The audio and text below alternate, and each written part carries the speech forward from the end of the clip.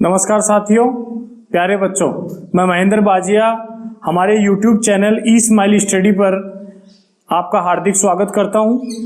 आज हम परीक्षा को मद्देनजर रखते हुए, जैसा कि आपकी कक्षा 10वीं की परीक्षा स्थगित हो गई थी सामाजिक विज्ञान विषय की, जो अभी 29 जून को होने जा रही है, तो हमने सोचा कि आपके लिए कुछ महत्वपूर्ण प्रश्नों का संकलन किया जाए, जिनमें आज हम सबसे पहले अति लघुत्रात्मक प्रश्न का एक नया वीडियो लेके आए हैं, जिसमें इकाई फर्स्ट से संबंधित आपको प्रश्न देखने को मिलेंगे।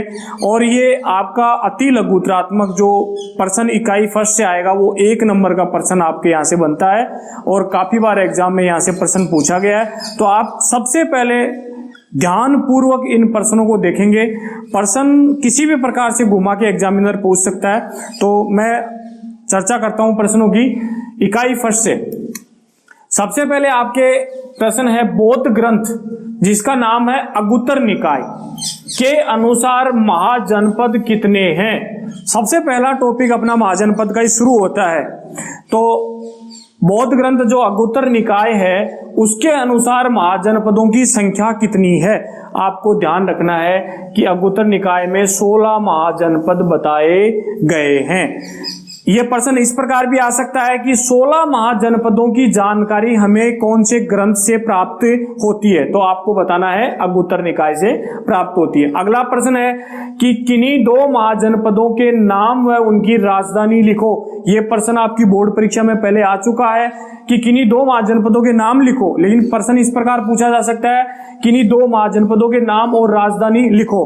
तो आपको ध्यान देना है कि सबसे पहले हम लेते हैं जनपद काशी, और काशी की राजधानी है वाराणसी। इसके बाद हम दूसरा जनपद लेते हैं अंग, और अंग की राजधानी है चंपा। इस प्रकार आप तीसरा महाजनपद भी ले सकते हैं मगध, और मगध की राजधानी है राजगृह, और इसकी दूसरी राजधानी का नाम है गिरिव्रज।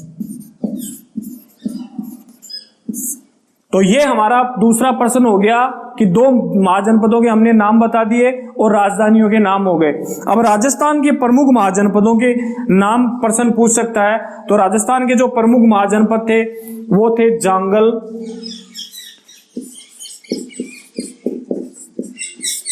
दूसरा मत्स्य, तीसरा सिवी,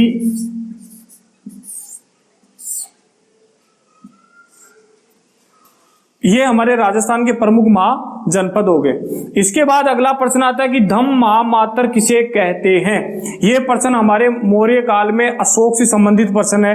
धम्म महामात्र अशोक ने अपने राज्याभिषेक के 14वें वर्ष में इन धम्म महामात्रों की नियुक्ति इसलिए की थी कि धम्म का प्रचार कर सके, जनता के बीच जाके धम्म के बारे में बता सके, किस प्रकार से जनता में आदर्श स्थापित किया जा सकता है। तो धम्म महामात्र किसे कहेंगे? धम्म का प्रचार करने वाले अधिकारी, और इनकी नियुक्ति अशोक ने अपने राज्याभिषेक के 14वें वर्ष में की थी। इसके बाद हमारे अगला प्रश्न आता है अंतिम मौर्य सम्राट का नाम लिखिए। तो अंतिम मौर्य सम्राट था बृहदत्त।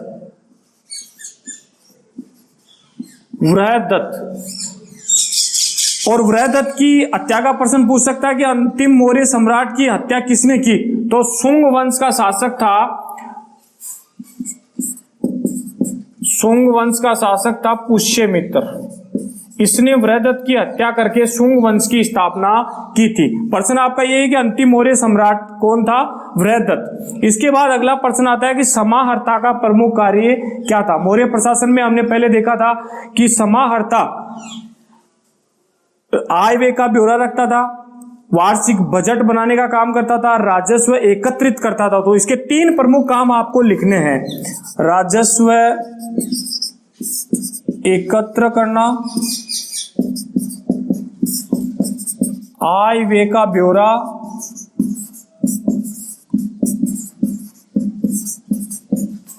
और वार्षिक बजट ये इसके प्रमुख कार्य थे। अगला प्रश्न आता है गुप्त वंश की स्थापना किसने व कब की। तो इसमें आपको देखना है गुप्त वंश की स्थापना करने वाला शासक था श्रीगुप्त और स्थापना की थी 275 ईसा पूर्व। इसके बाद अगला प्रश्न आता है अर्थशास्त्र पुस्तक का लेखक कौन था। प्रश्न इस प्रकार भी पूछा जा सकता है कि इसकी जो पुस्तक है कौटिल्य, जिसको चाणक्य भी कहते हैं, कौटिल्य का दूसरा नाम चाणक्य है, तो अर्थशास्त्र पुस्तक के लेखक कौन हुए, कौटिल्य, चाणक्य। और प्रश्न इस प्रकार आ सकता है कि कौटिल्य की पुस्तक का नाम बताइए, तो आपको बताना है अर्थशास्त्र। अब अगला प्रश्न देखते हैं चंद्रगुप्त सेकंड के समय भारत आने वाला चीनी यात्री कौन था। तो चंद्रगुप्त सेकंड के समय में चीनी यात्री आया था फाहियान। और इसी के साथ एक प्रश्न और बन जाता है हर्षवर्धन के समय चीनी यात्री कौन आया था, उसका नाम है हेनसांग। मैं आपको अलग से यहां पे लिख देता हूं। महत्वपूर्ण जो प्रश्न है अपना, चंद्रगुप्त सेकंड के समय भारत आने वाला चीनी यात्री कौन था, फाहियान। अगला प्रश्न है हर्षवर्धन द्वारा रचित नाटकों के नाम लिखिए। तो हर्षवर्धन ने 3 प्रमुख नाटकों की रचना की थी, जिनमें सबसे पहले नागानंद,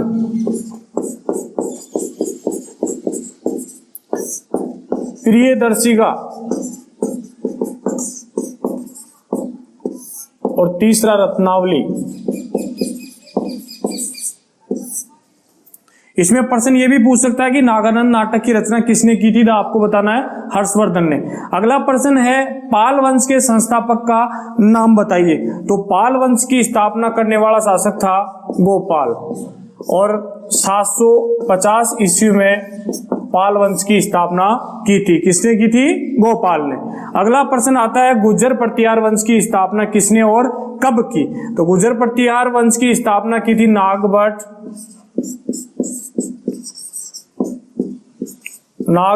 प्रथम ने 725 ईस्वी में। तो ये दोनों प्रश्न है, पाल वंश की स्थापना करने वाला गोपाल 750 ईस्वी और गुर्जर प्रतिहार वंश की स्थापना की थी नागभट्ट फर्स्ट ने 725 ईस्वी में। अगला प्रश्न आता है राजराज फर्स्ट ने किस प्रसिद्ध मंदिर का निर्माण करवाया। तो इस मंदिर का नाम था बृहदेश्वर मंदिर का निर्माण राजराज फर्स्ट ने करवाया। अगला प्रश्न आता है बाराबार की पहाड़ियों में अशोक द्वारा निर्मित 4 गुफाओं के नाम बताइए। तो इन 4 गुफाओं के नाम थे सुदामा, चापार,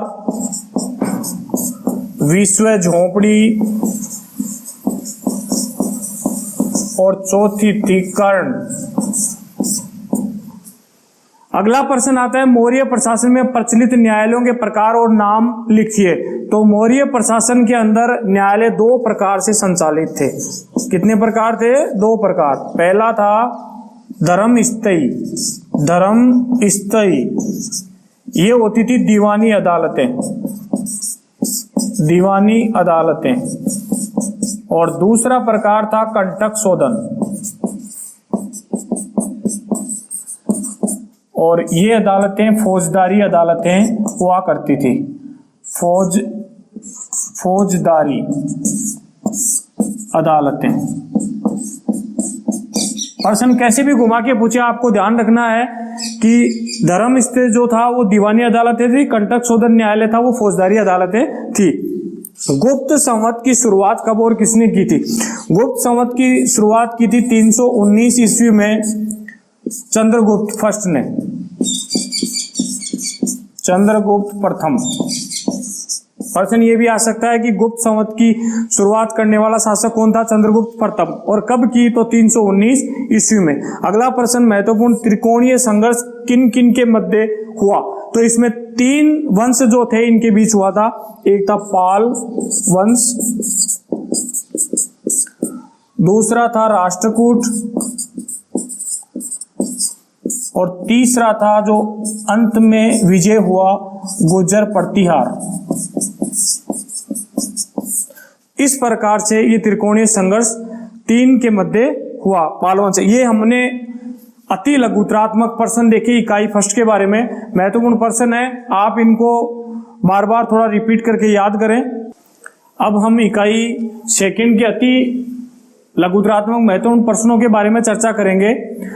इससे पहले मैं आपको बताऊं कि इकाई फर्स्ट और इकाई सेकंड से अति लघुतरात्मक प्रश्न एक एक आएगा और लघुतरात्मक प्रश्न भी एक एक आएगा। इसमें आपको निबंधात्मक प्रश्न देखने की आवश्यकता नहीं है। तो हम प्रश्न स्टार्ट करते हैं। किस शासक ने राजत्व सिद्धांत दिया या किस शासक का राजत्व सिद्धांत प्रसिद्ध रहा? तो वो शासक था बलबन।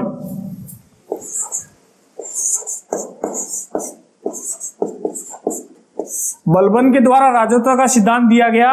और बलबन का ही एक और सिद्धांत था जो काफी प्रसिद्ध था, रक्त व लोहे की नीति।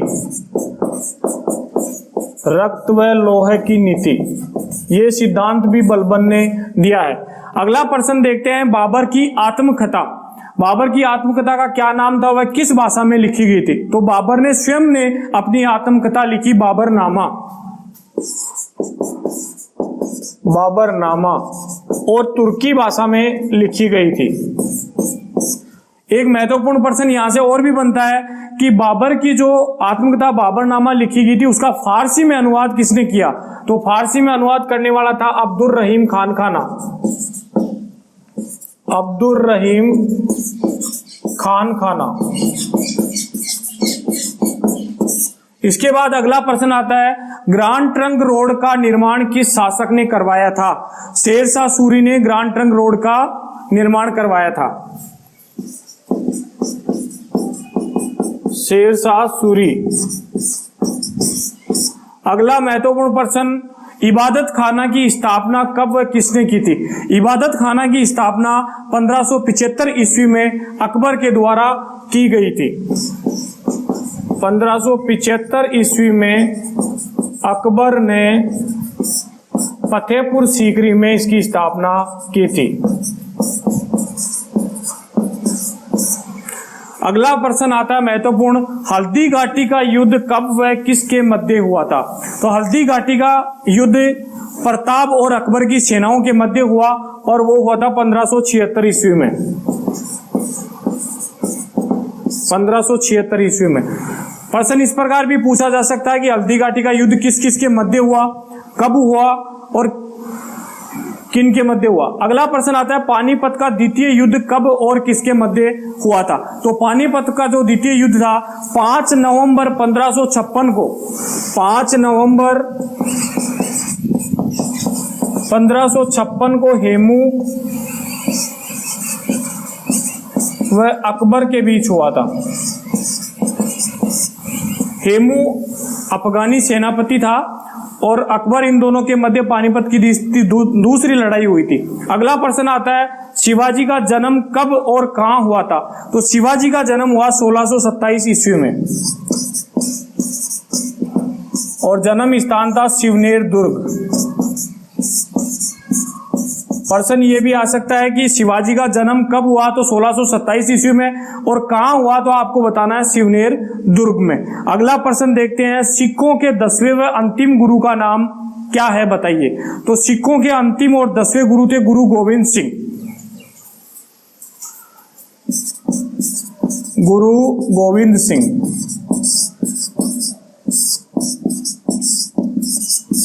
इस प्रकार अगला प्रश्न देखते हैं, बहमनी साम्राज्य के संस्थापक का नाम बताइए। तो 1347 ईस्वी में हसन जफर शाह ने बहमनी साम्राज्य की स्थापना की थी। 1347 ईस्वी में जफर ने की। अब अगला प्रश्न देखते हैं 10वां, गिरी सुमेल का युद्ध कब व किनके मध्य हुआ था? तो गिरी सुमेल का जो युद्ध था वो 1544 में मालदेव व शेरशाह सूरी के बीच हुआ था।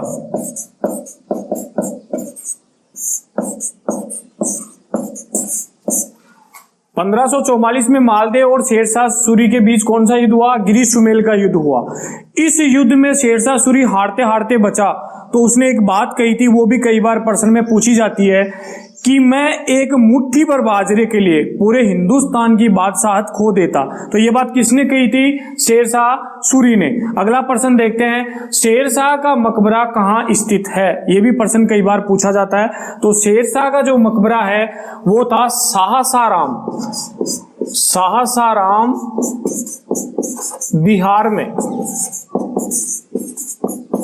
सासाराम बिहार में। अगला प्रश्न देखते हैं, दीन इलाही धर्म का प्रवर्तन कब व किसने किया? तो इसमें आपको देखना है कि 1581 में, 1581 ईस्वी में। और किसने किया? अकबर ने किया। इसी के साथ एक महत्वपूर्ण प्रश्न और जुड़ जाता है, इलाही संवत की शुरुआत कब की गई थी? तो इलाही संवत की शुरुआत की गई थी 1583 में। और किसने की थी? अकबर ने इसकी शुरुआत की थी। अगला प्रश्न आता है, जहांगीर के शासनकाल में आए ब्रिटिश ईस्ट इंडिया कंपनी के दूतों के नाम बताइए। तो सबसे पहले कैप्टन हॉकिंस, कैप्टन हॉकिंस व सर थॉमस रो।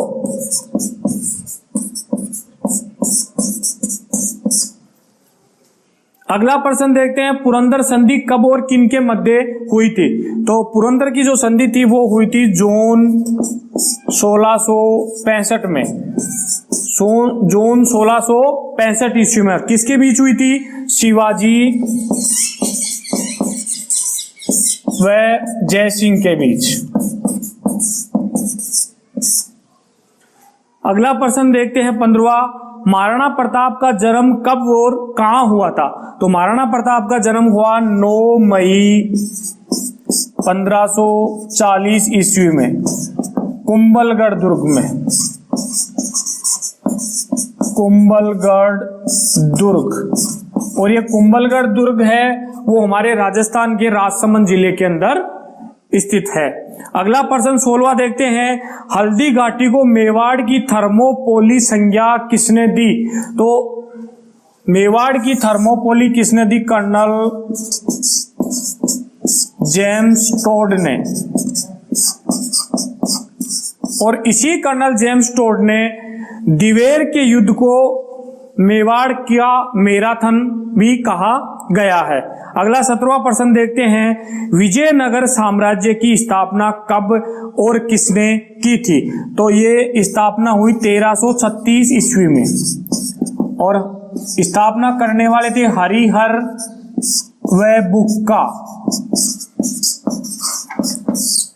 विजयनगर साम्राज्य की स्थापना किसने की थी? हरिहर व बुक्का ने। और कब की? 1336 ईस्वी के अंदर। अगला 18वां प्रश्न देखते हैं, खालसा पंथ की स्थापना कब और किसने की थी? तो खालसा पंथ की स्थापना हुई 1699 में गुरु गोविंद सिंह के द्वारा, गुरु गोविंद सिंह के